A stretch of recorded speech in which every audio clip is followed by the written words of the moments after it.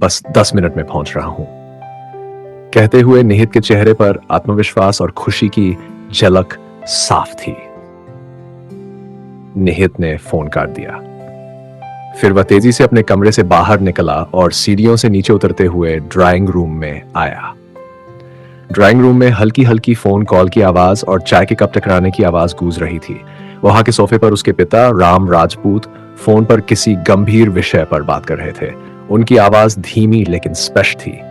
सामने उसकी मां निर्मला राजपूत शांत मन से चाय की चुस्कियों का आनंद ले रही थी। निहित ने एक उड़ती नजर उनकी ओर डाली और बिना कुछ कहे बंगले के मुख्य द्वार की ओर बढ़ गया। निहित। अचानक निर्मला की आवाज ने उसकी चाल को रोक दिया। वह एक पल के लिए ठिठका और धीरे धीरे पलटा। कहां जा रहे हो? निर्मला ने चिंतित स्वर में पूछा। निहित ने एक हल्की मुस्कान के साथ कहा, वाकई जानना चाहती हो? निर्मला ने उसे समझाने की कोशिश की। यह कैसा सवाल है? बिना बताए, कुछ कहे बिना कहां जा रहे हो? मैं बस यही पूछ रही हूं ना। उसके चेहरे पर अचानक एक रूखी सी मुस्कान आ गई। उसकी आवाज में दबी हुई तल्खी झलकने लगी।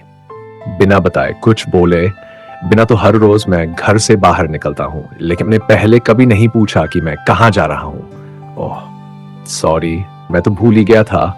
पहले यह पूछने का आपके पास समय ही कहां था? वैसे भी एक चीज है जिसकी आपके पास हमेशा कमी रही है, वह है समय।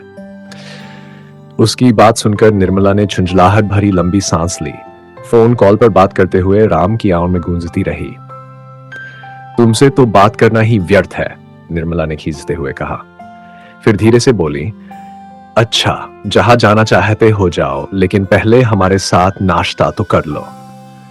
निहित ने मुड़ते हुए कहा, सॉरी मां, आज आपके पास समय हो सकता है लेकिन मेरे पास नहीं। उसने हल्का सा रुक कर जोड़ा, वैसे मैं अपना 10वीं का परिणाम लेने स्कूल जा रहा हूं और मुझे देर हो रही है। इतना कहकर वह बिना किसी और प्रतिक्रिया का इंतजार किए छटके से मुख्य द्वार खोलकर बाहर निकल गया। दरवाजे के बंद होने की आवाज ने निर्मला को चौंका दिया। वह उसे जाते हुए अचरज भरी निगाहों से देखती रही। ड्राइंग रूम में अब बस राम की फोन पर धीमी बातचीत सुनाई दे रही थी।